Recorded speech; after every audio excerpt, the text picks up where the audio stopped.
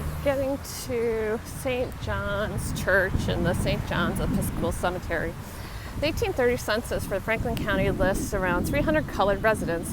Of those recorded, only 2 families, those of Benjamin Lee and John Lee, and several single men, lived in Sharon Township. In 1830 and 1831, Sexton George Griswold recorded 2 of Benjamin and Nancy Lee's infants being buried in this early cemetery in the southeast corner.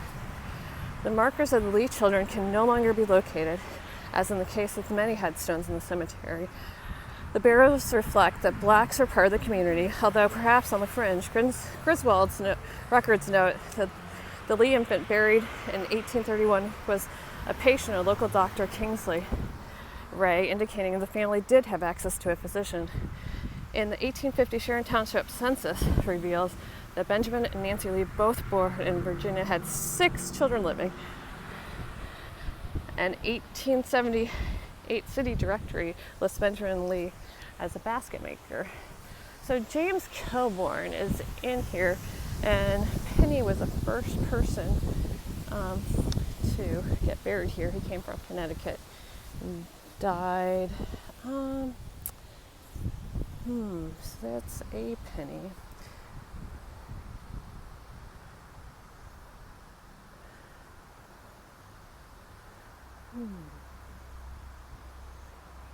So here is the cemetery. We're going to get to, so there's James Kilbourne here in the cemetery. We're going to continue the tour for education in Worthington. This is a union school. It was the Worthington Public School in 1880, 1873, and 1893. Public schools on the northeast Granville corner of Hartford, looking northwest. Actually, looking east at the moment, walking east. Early Worthington schools were subscription schools, and later public schools controlled locally by township directors. Prior to the 1850 census, there were no written records of the number and age of children living in the community and whether they were enrolled in public school.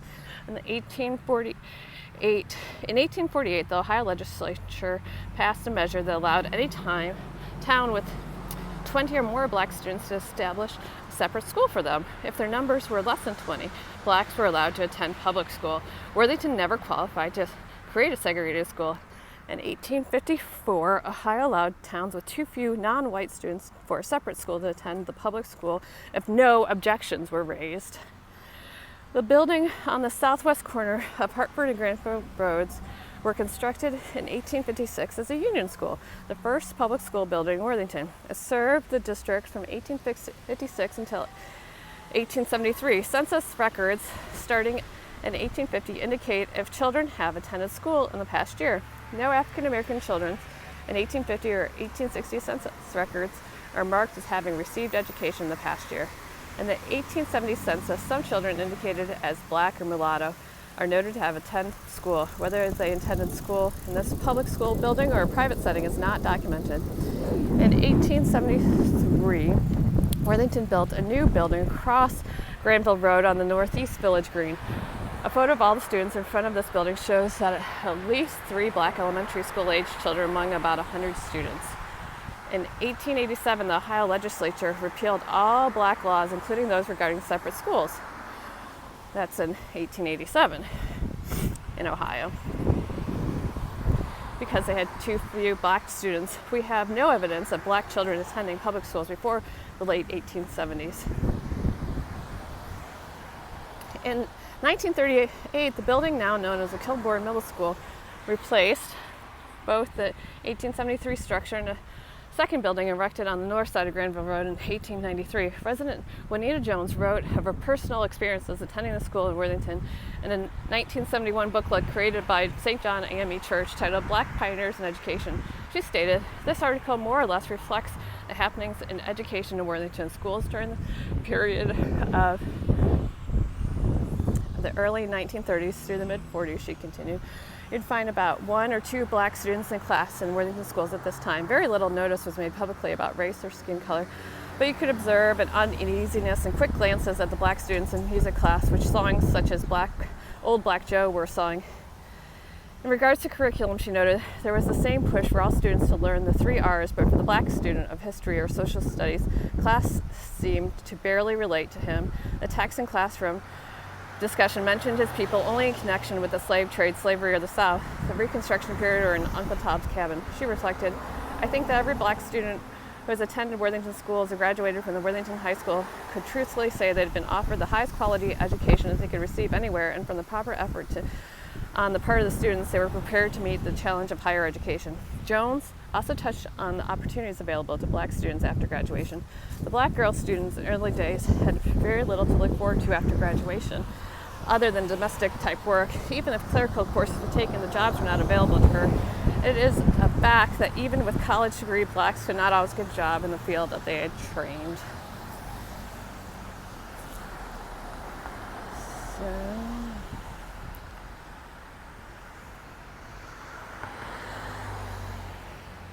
All right, Black Daniel, 1807. We're going, as you look east down Dublin Granville Road, a clay bank where the street begins to descend was left by the melting glaciers that cracked a wide river. This was the site of Amos Maxfield's brickyard.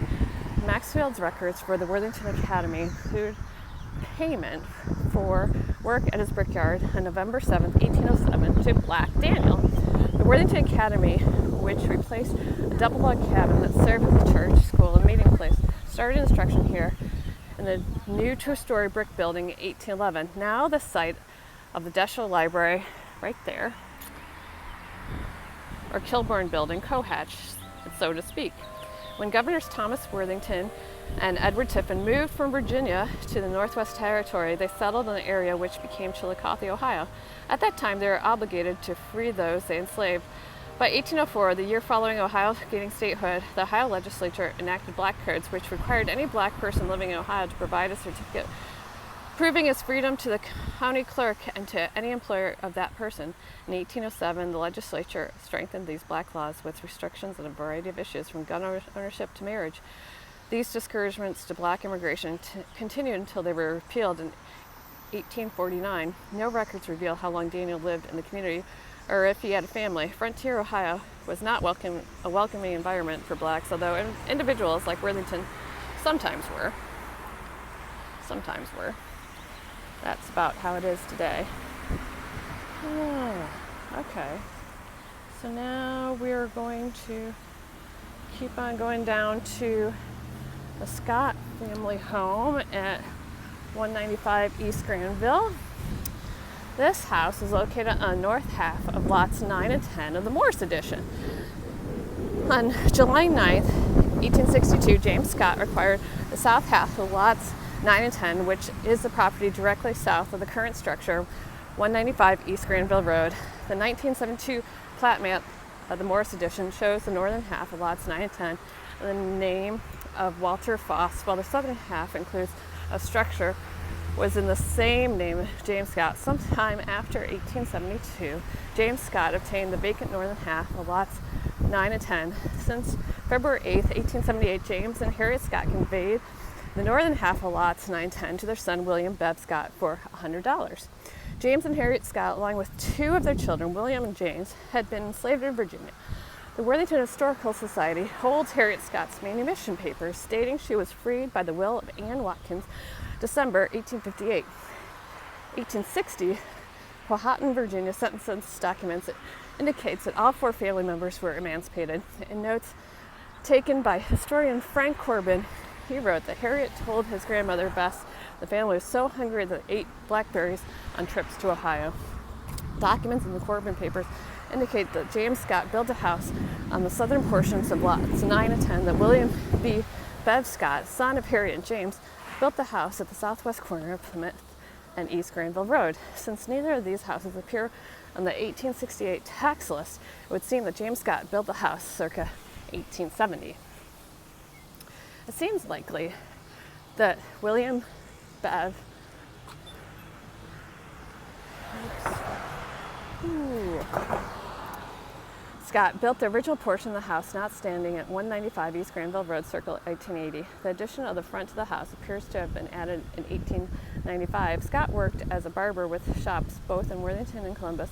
He also built 2-story frame businesses, building on the east side of High Street on Lot 101, now 666 High, the Whitney House, around 1895. He sold the building in 1904. He and his wife, Hester, and daughter were still living at the 195 East Granville Road in 1928, as shown by the Worthington directory. So we're not quite there, but we're going to keep on going on the tour to 184 East Granville Road. As you look across the street, the White House to the left, the brick home, was another property owned by the Scott family. On April 10, 1893, W.F. and Fundella Griswold sold Lot 9 in the Griswold East Side addition to James Scott for $400. This was one of the first lots sold in the new addition. It was sold before the plat was officially recorded. $400 consideration for this 50-foot wide and 260 feet wide and 260 feet deep in 1893 indicates that there was a house on this lot at the time of the conveyance from W.F. and Fundella Griswold to James Scott. Frank Corbin's notes indicates James Scott divorced his first wife and later married Ada Kinnear, a founder of the African Methodist Church on Plymouth Street. He further reported they built a frame house on the north side of Granville Road near Plymouth, which is still standing. James Scott placed an advertisement in the newspaper in 1897 indicating house cleaning time will soon be here. I'm better prepared than ever to do all kinds of house cleaning, whitewashing, etc. James Scott, also caterer for parties. Worthington, Ohio. James Scott died in 1918. The 1928 Worthington directory showed Ada Scott living at 184 East Granville Road. On December 8, 1893, Ada Scott conveyed this property to her niece, Ada Kinnear Thompson, and Forrest J. Thompson, on November 2nd, 1938. Ada Scott died at the home of her niece, Mrs. Forrest Thompson, on East Granville Road. The obituary indicated she had been born in New Hope, Virginia in 1859, her parents being enslaved. She came to Worthington about 1895 to serve as a nurse for Mrs. Henry Fay. Learn more about the Kinnear family history at a later stop. So we're almost there. We're at the Sharon Memorial Hall. We just passed Morning Street, so we just got out of the historic section. We're not quite to Plymouth.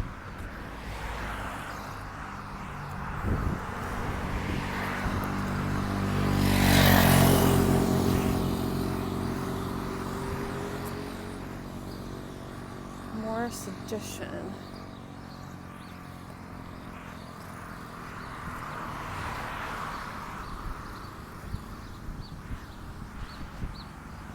So we're getting there. The Morris Edition. The Morris Edition was Worthington's first subdivision and named after Calvary Morris, a Cincinnati businessman who provided financing for the development, along with George McCullough. Reverend Uriah Heath, however, was the force behind this addition. He had sold lots, as you remember earlier, he had sold lots as early as 1855, and the plat for the Birdsong House back to Uriah Heath. And the plat for Morris Edition was accepted for that records on February 28, 1856.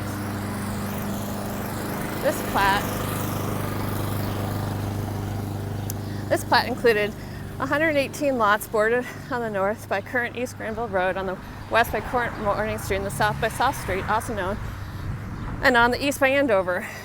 Plymouth Street was originally known as McCullough, Greenwich Street was Spencer, Andover Street was Foster. This was intended as a place for retired Methodist ministers and freed blacks to own homes. It is unknown whether any ministers lived here. St. John's A.M.E. Church was eventually built in this area, and records indicate that free blacks did build and occupy homes in the area through the second half of the 19th century on. As the tour progresses through these streets, the stories of some of these families will be told,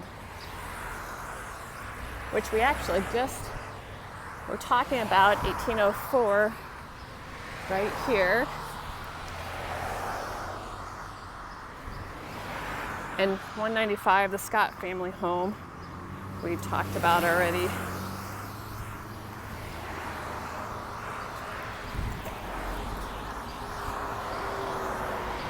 So James and Ada Kinnear and the Scott family home.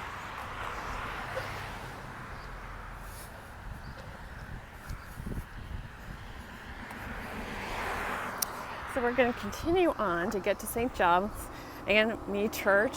We're at Plymouth, 161. Cars can go 35 all the way through here. It seems like it goes faster.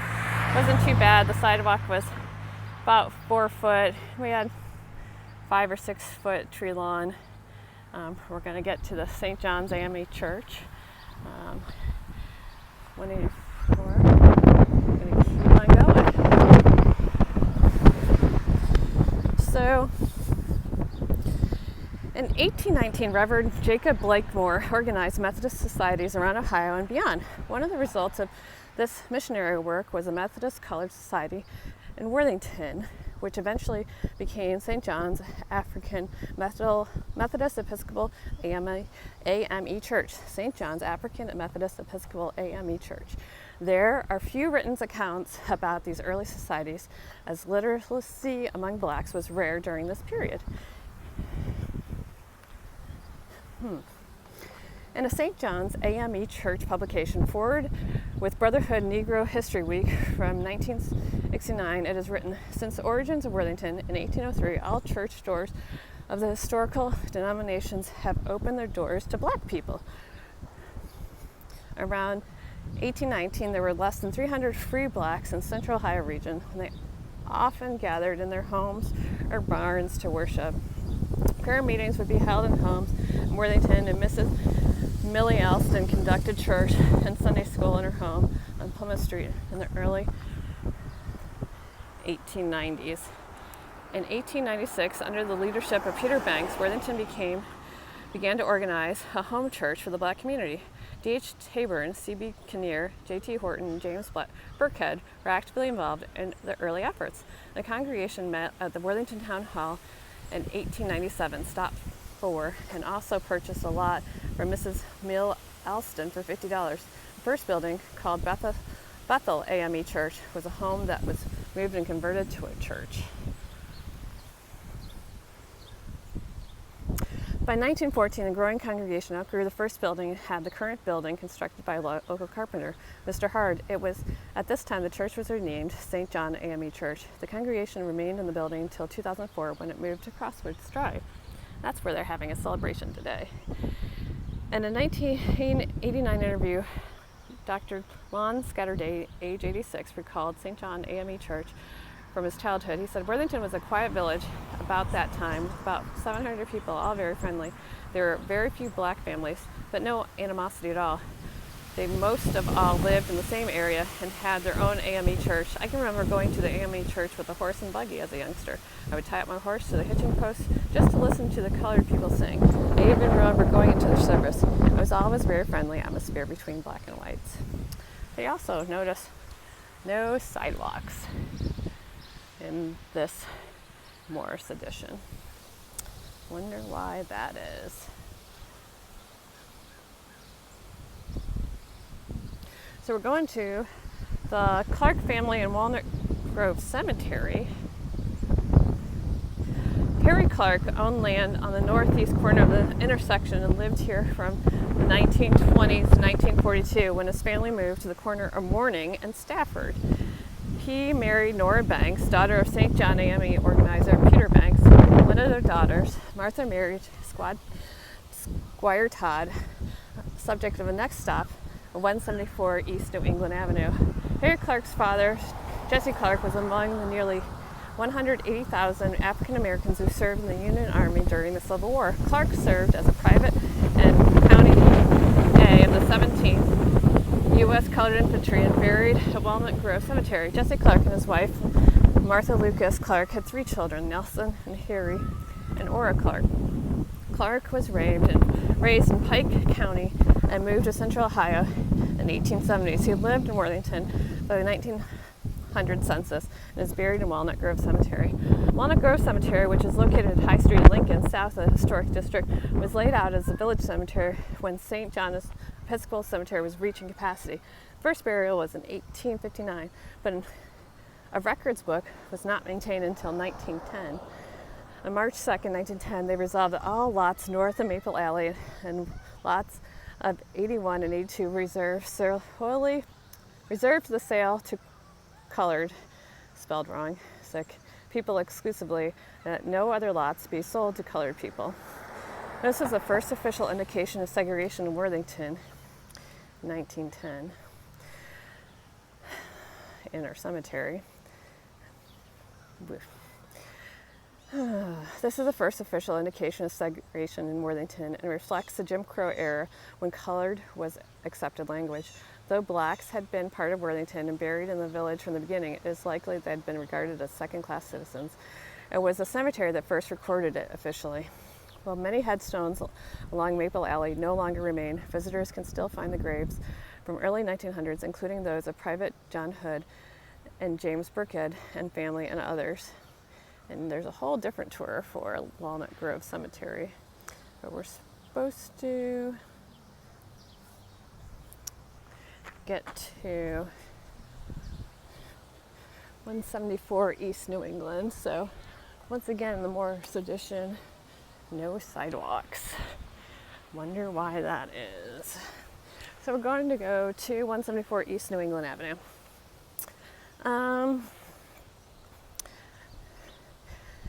So the structure originally stood on in-lot of 133 of the original plan of Worthington, now the location of the Worthington Methodist Church on the east side of the current High Street. This structure is thought to have been built for early Worthington settler Potter Wright prior to 1827. Potter Wright erected a shop and manufactured carding and spinning machinery and other machinery used in cloth making and cloth dressing. The property was conveyed to the Worthington Methodist Church in some 1920s. We're looking for 174, which is that house right over there. There's a new house being built, 178, new house, 174. The property was conveyed to the Worthington Methodist Church in the early 1920s, and in September of 1925, some 6 months after a new church building was initiated, notice appeared in the Worthington News stating the frame and brick building on the new Methodist Church property is to be removed and is for sale. For over 6 months, the new church and the house occupied the same lot. Sometime in the fall of 1925, Squire Todd moved the frame portion of this property from lot 133 to lots 54 and 55 of the Morris Edition, where it is today, 174 East New England. Mr. Todd was a prominent African-American citizen of Worthington who operated a successful feed store, Worthington Feed and Transfer Company, on the east side of High Street in Worthington from 1914 to 1934. While residing in Perry Township, Mr. Todd had purchased the New England Avenue lots in August 1915. It is reported that Mr. Todd used a team of oxen to move this house. In 1928, Worthington Directory showed Todd, Martha, his wife, and Janet E. and Squire T. Jr. living at 174 East New England. When he died in 1952, Todd lived at 305 Teller Street, which is now East North Street, when he died in 1952. So we are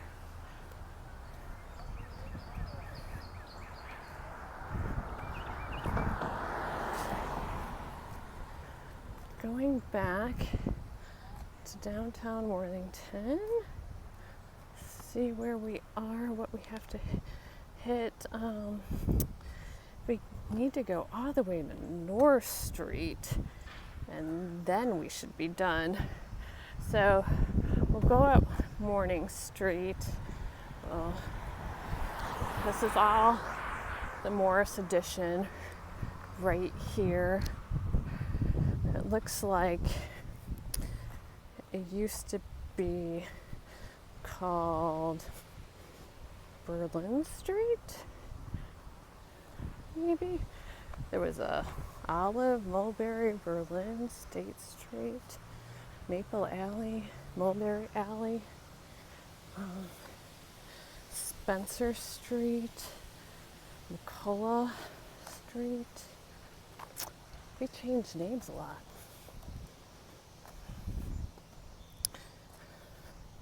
So, once again, no sidewalks. In the Morris edition, the black part of town. I wonder why it didn't get sidewalks. Who knows? Maybe someone in the Historical Society could tell me that. Wow, Morris edition side, no sidewalk. Other side, sidewalk. But the sidewalk does end. We'll see what happens. So we have one more stop.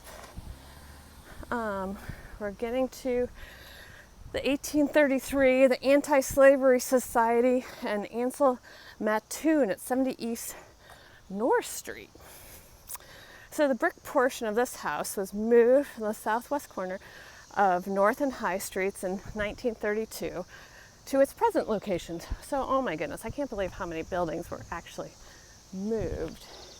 Which actually, I think we might pick up one more stop. No, we'll keep on going. It's a whole different tour. So we're going to a house that was moved.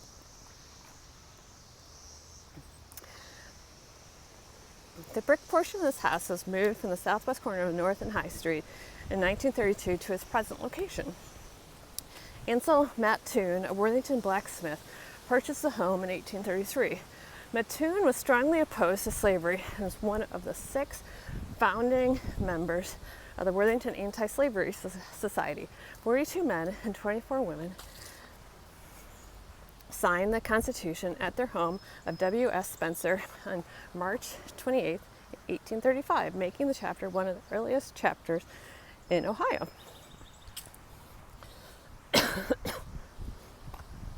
The objective of both the local anti-slavery society and the state organization was to achieve not only the emancipation of enslaved people, but also the emancipation of colored man from the oppression of public settlement, from unjust laws, and the elevation of both enslaved and free blacks to an intellectual and moral equality with whites. This is a goal towards which people in this country are still working in 2020 and 2021.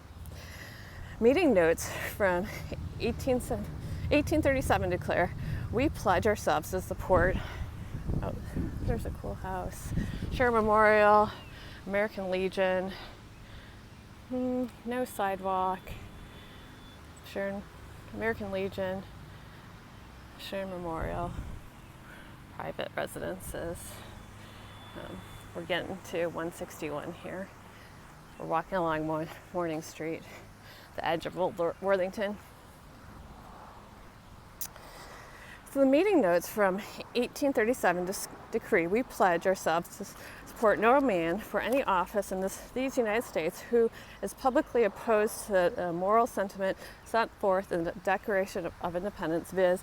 That all men are created equal, that they are endowed by the Creator with certain inalienable rights, that among these are life, liberty, and the pursuit of happiness." Ansel Mattoon hosted Methodist anti-slavery meetings of Worthington in his home. Records of the Underground Railroad activities were not kept by those involved because it was illegal and carried a threat of significant prison time. So we're at 161, looking west. Everything's 35 miles per hour, but we only have 3 lanes to cross here. We're at an intersection, but it's unmarked, but as soon as we get into it, we have the right of way, but we won't play chicken with the car. We'll wait till we can cross safely. Here we go. So Ansel Mattoon hosted Methodist anti-slavery meetings in Worthington in this home. Records of the Underground Railroad activities were not kept by those involved because it was illegal and carried a threat of significant prison term. However, oral and written histories, some included in the Wilbur Siebert collection, indicated his home was a station on the Underground Railroad. As a blacksmith and wagon maker, Mattoon could drive his wagon north, often to the Ozone Gardner property in Flint, without arousing suspicion. The Ozone Gardner home still stands, is now owned by the Walnut Grove and Flint cemeteries, Union cemeteries. You get a discount if you want to go in. So we're walking towards our last stop here on Morning Street. The sidewalk seems to fade in and out. We're approaching the school property here. Well, first we get through a couple of private residential properties before the sidewalk ends. It has the nice herringbone bricks and then just ends. Gravel's nice in the fact that it's permeable. But then you're stuck to either go in the street with a bunch of cars or walk in the grass. But it's a nice day and the grass is mowed, not too bad. So more than likely this is public right of way. It just doesn't have a sidewalk on it, which is unfortunate because it makes you feel less comfortable. But so this is for the school. Right there, the middle school is to our west. We have the bank where the Griswold Center used to be, and south of the bank, southwest there is middle school. We also have the library directly over the construction site.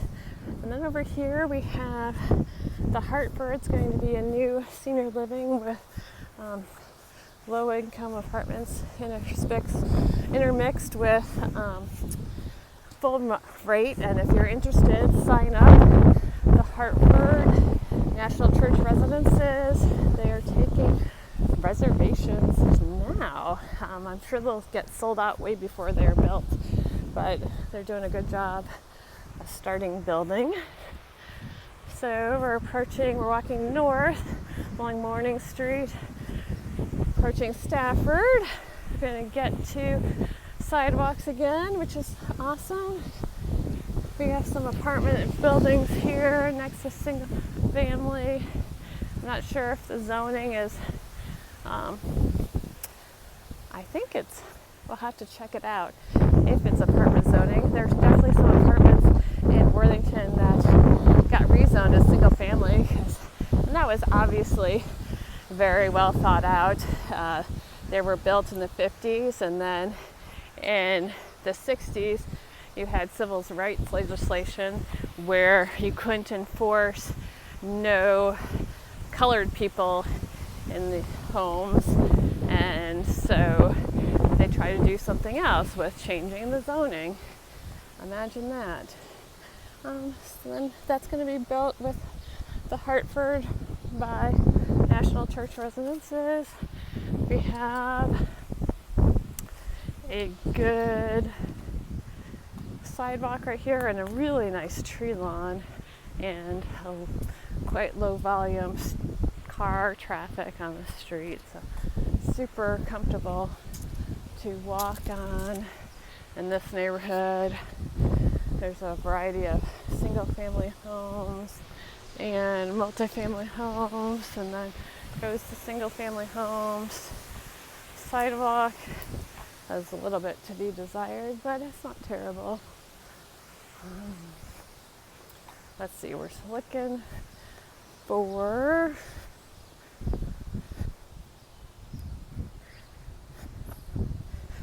(1833), where the Anti-Slavery Society in Ansel, Mattoon lived at 72 East North Street. So we're almost there. North Street's the northernmost edge of the historic district. We're on the easternmost edge at Morning Street right now. We're looking for 72 East North Street. So And this will be the end of our tour. There's actually quite a few of these walking tours around Worthington and the cemetery. I'll definitely take you on them later on in another video. It's up to you when you watch them in what order. So now we're headed west down North Street. We have a fairly nice wide sidewalk, a little tree lawn with telephone poles, but it's 25 miles per hour, residential streets, and feeling comfortable.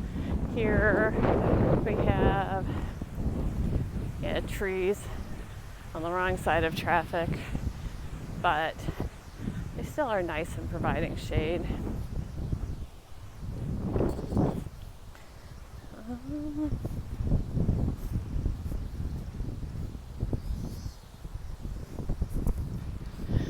So 72 East North Street used to be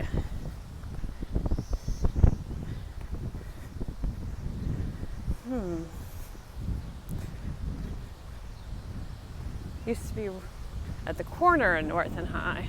So it used to be at the Dairy Queen, and then they moved it.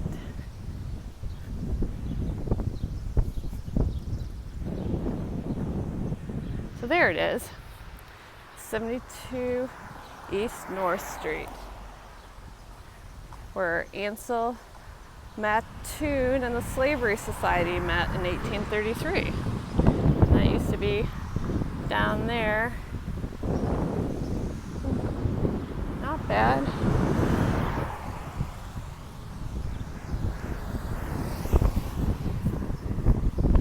Down here's Hartford Street, and I think we're going to end our tour now. Thanks for walking with me. See you next time.